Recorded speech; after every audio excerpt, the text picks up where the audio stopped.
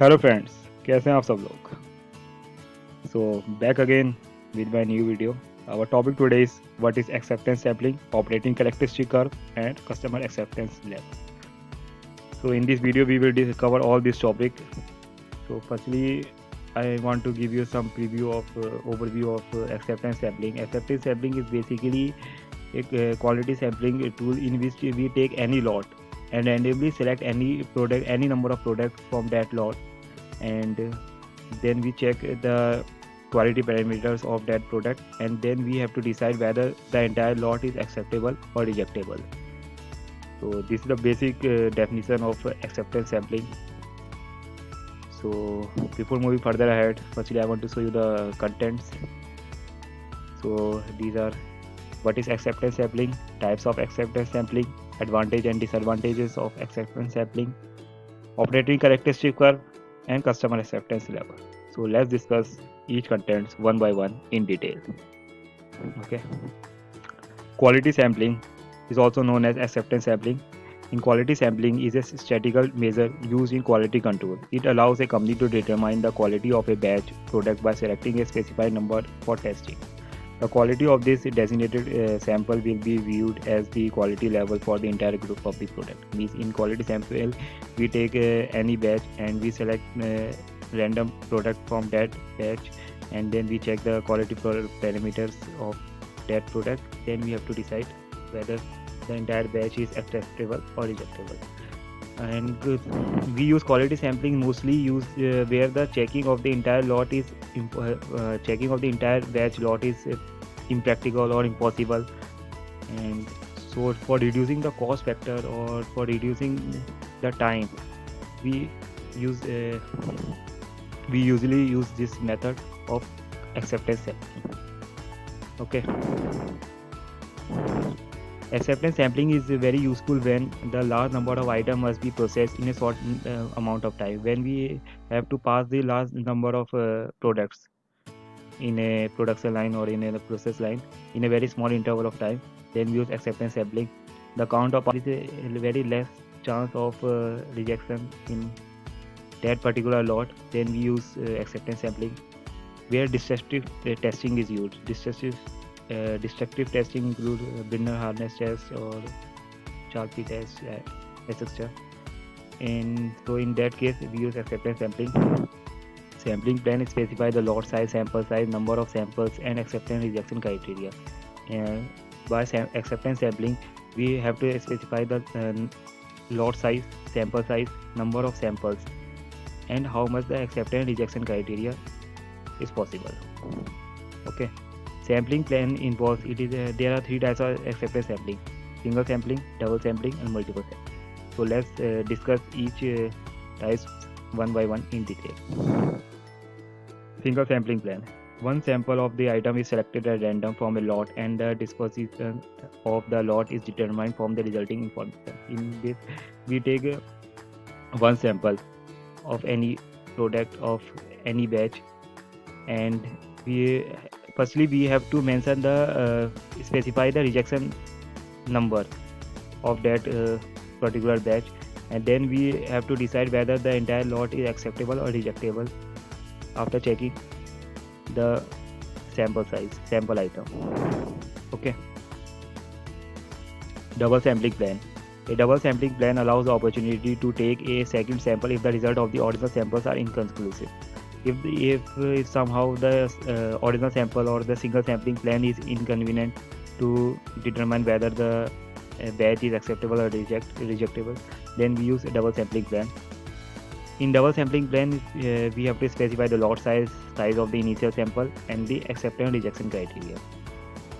Then we have to specify the size of the second sample and the acceptance of the rejection criteria based on the total number of defectives observed in both in the first sample and the second sample. After checking the batch, we have to add both the sample size. Means the product which got checked in the first sample and the product which got checked in second sample. Then we have to add up those samples, and it should be lesser than the total available defects. If it is lesser than the total available defect, then the entire batch is acceptable. So this is how the double sampling plan is used. Okay. Multiple sampling plan. It is similar to the double sampling plan in that successive trials are made. In this, multiple sampling depends on the cost and time, number of samples needed, and the number of items in each samples. Okay. Acceptance. There are some advantage and disadvantage of acceptance sampling. Advantage is economy. It reduces the cost factor, less handling time, handling damage, upgrading of the inspection job. Means in this, for acceptance sampling, we require a lesser number of the inspector, so that we can improve the skills of that inspectors, because in this we require limited inspector for acceptance sampling.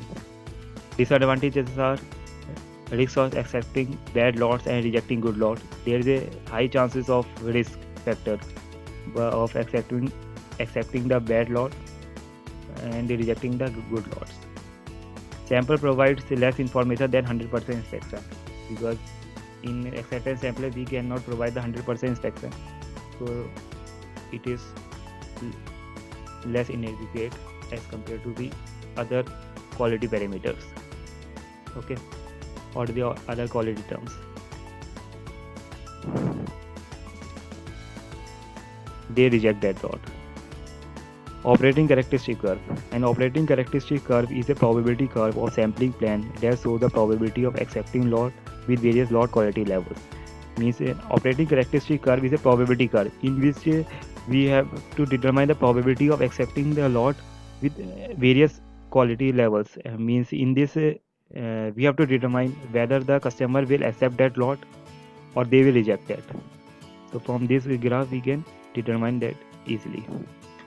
So in this graph you can easily see that if the level of quality level is less than or equal to the 2%, then the customer will agree to accept that lot. If the level of the quality is will become more than the 2%, then there will be a reduction in customer acceptance level. Okay.